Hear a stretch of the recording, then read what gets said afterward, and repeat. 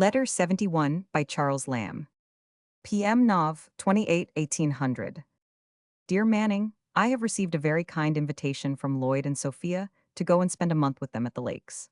Now it fortunately happens, which is so seldom the case, that I have spare cash by me, enough to answer the expenses of so long a journey, and I am determined to get away from the office by some means.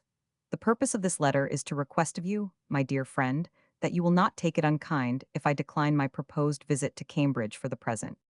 Perhaps I shall be able to take Cambridge in my way, going or coming. I need not describe to you the expectations which such an one as myself, pent up all my life in a dirty city, have formed of a tour to the lakes. Consider Grasmere, Ambleside, Wordsworth, Coleridge. I hope you will. Hills, woods, lakes, and mountains to the eternal devil. I will eat snipes with thee, Thomas Manning. Only confess, confess a bite. P.S. I think you named the 16th. But was it not modest of Lloyd to send such an invitation? It shows his knowledge of money and time. I would be loth to think he meant. Ironic satire sidelong sklinted on my poor Percy. Burns. For my part, with reference to my friends northward, I must confess that I am not romance bit about nature. The earth and sea and sky, when all is said, is but as a house to dwell in. If the inmates be courteous, and good liquors flow like the conduits at an old coronation, if they can talk sensibly and feel properly, I have no need to stand staring upon the gilded looking-glass that strained my friend's purse strings in the purchase, nor his 5-shilling print over the mantelpiece of old Nabs the carrier, which only betrays his false taste.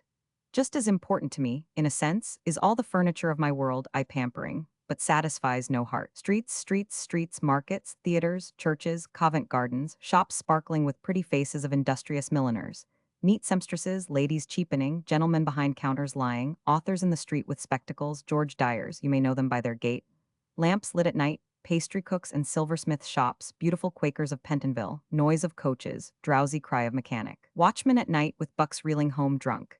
If you happen to wake at midnight, cries of fire and stop thief.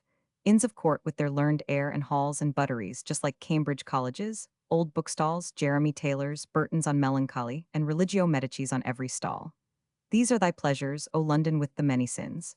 O city abounding in whores, for these may Keswick and her giant brood go hang. Charles Lloyd had just settled at Old Brathay, about 3 miles from Ambleside. Manning's reply to this letter indicates that Lamb's story of the invitation to stay with Lloyd was a hoax. The first page ended where I have put the asterisk, as in the letter to Gutch. Manning writes, "And be your lake story completely took me in till I got to the 2D page. I was pleased to think you were so rich, but I confess rather wondered how you should be able conveniently to take so long a journey this inside fair time of the year."